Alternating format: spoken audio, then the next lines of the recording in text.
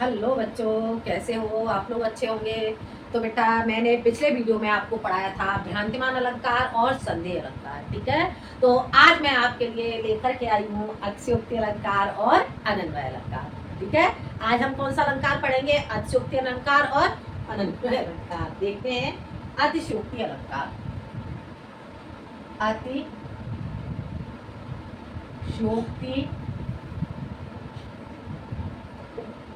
अतिशयोक्ति अलंकार। अलंकार, ठीक है। अतिशयोक्ति अलंकार क्या होता है बेटा? जहां किसी घटना, परिस्थिति या किसी वस्तु का बढ़ा चढ़ा करके वर्णन किया जाता है तो उसे हम क्या कहते हैं? अतिशयोक्ति अलंकार कहते हैं। जहां किसी वस्तु, घटना अथवा परिस्थिति की वास्तविकता का बढ़ा चढ़ा करके वर्णन किया जाता है उसे हम अतिशयोक्ति अलंकार कहते हैं। अतिशयोक्ति का अर्थ क्या होता है? बड़ा, किसी भी बात को बढ़ा चढ़ा करके कहना, तुच्छ बात को बढ़ा करके कहना, उसे हम कहते हैं अतिशयोक्ति। ठीक है, तो हम जानेंगे अतिशयोक्ति की परिभाषा। परिभाषा परिभाषा परिभाषा क्या होती है अतिशयोक्ति की? जहां किसी, देखते हैं, जहां किसी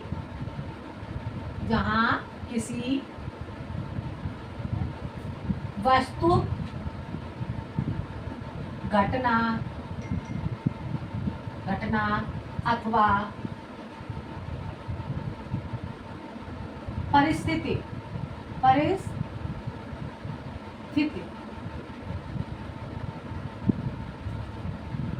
की वास्तविकता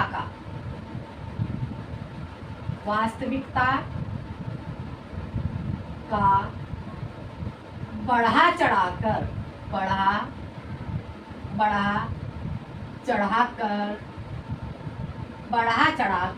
वर्णन किया जाता है।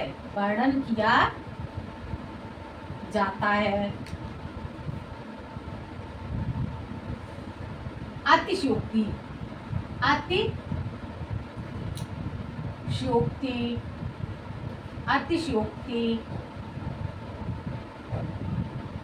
अतिशयोक्ति अलंकार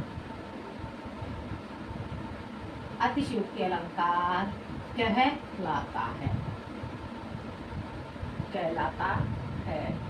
इसका अर्थ क्या हो गया? इसका अर्थ हो गया किसी भी तुच्छ बात को बढ़ा करके कहना, किसी भी बात को बहुत अधिक बढ़ा देना। ठीक है, तो अब जानते हैं इसका उदाहरण क्या होगा इसका बेटा?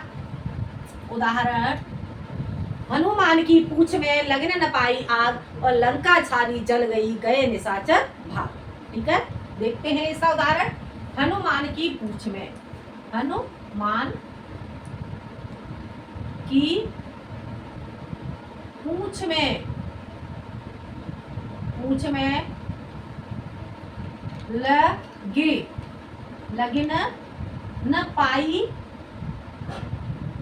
लगने न पाई आग।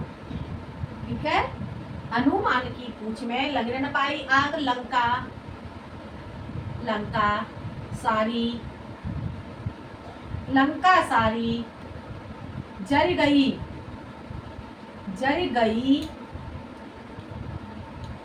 लंका सारी जल गई और गए निशाचर भाग। ठीक है बेटा, देखते हैं हनुमान की पूंछ में लगने न पाई आग। देखो यहाँ पर कितना बढ़ा करके बोला जा रहा है कि हनुमान की पूंछ में आग भी नहीं लग पाई और उससे पहले ही क्या हो गया? लंका जल गई। ऐसा हो सकता है? ऐसा असंभव है, क्योंकि आग लगने से पहले लंका कैसे जल जाएगी? ठीक है, तो यहाँ पे क्या बताया गया? हनुमान की पूंछ में लगने न पाई आग, आग के लगने से पहले ही लंका जल गई।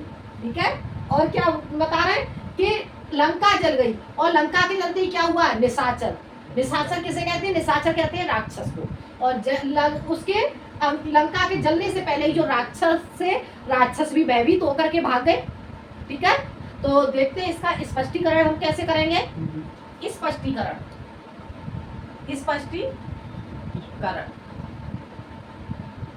स्पष्टीकरण क्या हो जाएगा इसका? स्पष्टीकरण होगा प्रस्तुत उदाहरण में, प्रस्तुत उदाहरण में बताया गया है, बताया गया है, प्रस्तुत उदाहरण में बताया गया है कि हनुमान की पूंछ में, हनुमान की पूंछ में, पूंछ में आग लगने से पहले ही, लगने से पहले ही, पहले ही संपूर्ण, संपूर्ण लंका, संपूर्ण लंका जल गई, संपूर्ण लंका जल गई। ठीक है, और क्या हुआ? और जल गई, जल गई, और राक्षस, और राक्षस भी, राक्षस भी भयभीत होकर, भयभीत होकर भाग गए, भाग गए। ठीक है बेटा, क्या हुआ? तो हनुमान की पूंछ में आग लगने से पहले ही संपूर्ण लंका जल गई और राक्षस भी भयभीत होकर के भाग गए, जबकि ऐसा असंभव है। ठीक है, जबकि, जबकि ऐसा, ऐसा असंभव है, असंभव है। अतः यहाँ पर, यहाँ पर इस बात को, इस बात को बढ़ा चढ़ाकर, बढ़ा चढ़ा कर बताया गया है, बताया गया है। अतः यहाँ अतिशयोक्ति अलंकार है, अतिशयोक्ति, अतिशयोक्ति अलंकार है। ठीक है बेटा, ये आपको समझ में आ गया होगा। एक बार इसका रिवीजन फिर से कर लेते हैं हम। अतिशयोक्ति अलंकार आपको समझ में आ गया होगा, इसका एक बार रिवीजन और कर लेते हैं। जहाँ किसी वस्तु, घटना अथवा परिस्थिति की वास्तविकता का बढ़ा चढ़ा करके वर्णन किया जाता है उसे अतिशयोक्ति अलंकार कहते हैं, अर्थात किसी बात को बढ़ा करके कहना। ठीक है, तो उदाहरण इसका, हनुमान की पूंछ में लगने न पाई आग, लंका सारी जल गई, गए निशाचर भाग। ठीक है, अब आगे देखते हैं इसका स्पष्टीकरण। प्रस्तुत उदाहरण में बताया गया है कि हनुमान की पूंछ में आग लगने से पहले ही संपूर्ण लंका जल गई और राक्षस भी भयभीत होकर के भाग गए, जबकि ऐसा असंभव है। अतः यहाँ पर इस बात को बढ़ा चढ़ा करके बताया गया है, अतः यहाँ अतिशयोक्ति अलंकार है। ठीक है बेटा, तो ये आपको समझ में आ गया होगा बेटा अतिशयोक्ति अलंकार। अब हम इसके बाद पढ़ेंगे अनन्वय अलंकार। ठीक है, अब हम कौन सा अलंकार पढ़ेंगे? अनन्वय अलंकार। अब हम जानेंगे इसके बाद अनन्वय अलंकार।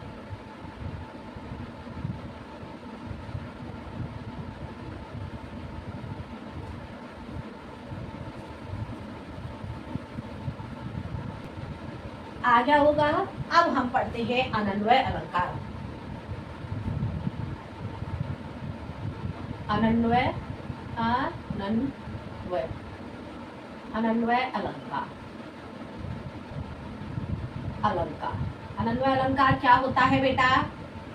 जहां उपमान के अभाव के कारण उपमेय ही उपमान का स्थान ग्रहण कर लेता है उसे हम अनन्वय अलंकार कहते हैं। ठीक है, जहां उपमान के अभाव के कारण उपमान का स्थान उपमेय ही ग्रहण कर लेता है उसे हम अनन्वय अलंकार कहते हैं। अब हम इसकी परिभाषा जानेंगे। परिभाषा, परिभाषा, परिभाषा इसकी क्या होती है? जहां जहां उपमान के अभाव के कारण, अभाव के कारण, उपमान ही, उपमान के अभाव के कारण उपमेय, उपमेय ही उपमान का स्थान ग्रहण कर लेता है, कर लेता है। अनन्वय, अनन्वय अलंकार, अनन्वय अलंकार कहलाता है। ठीक है बेटा, क्या हो गया अनन्वय अलंकार? जहां उपमान के अभाव के कारण उपमेय ही उपमान का स्थान ग्रहण कर लेता है, अनन्वय अलंकार कहलाता है। ठीक है बेटा, अब हम जानेंगे इसका उदाहरण। उदाहरण क्या हो गया इसका? उदाहरण, उदाहरण क्या हो गया? नागर नंद किशोर से नागर नंद किशोर। क्या हो गया उदाहरण? नागर नंद किशोर से नागर नंद किशोर। अब इस उदाहरण में क्या है? उपमान और उपमेय दोनों एक ही शब्द है। ठीक है, तो देखते, नागर नंद किशोर, नागर नंद किशोर से नागर नंद किशोर। ठीक है, ये क्या हो गया इसका उदाहरण? क्या हो गया इसका उदाहरण? नागर नंद किशोर से नागर नंद किशोर। अब इसका स्पष्टीकरण जानेंगे। स्पष्टीकरण, स्पष्टीकरण इसका बेटा क्या हो जाएगा? प्रस्तुत उदाहरण में, प्रस्तुत उदाहरण में, प्रस्तुत उदाहरण में क्या किया गया है? प्रस्तुत उदाहरण में बताया गया है, बताया गया है कि यहाँ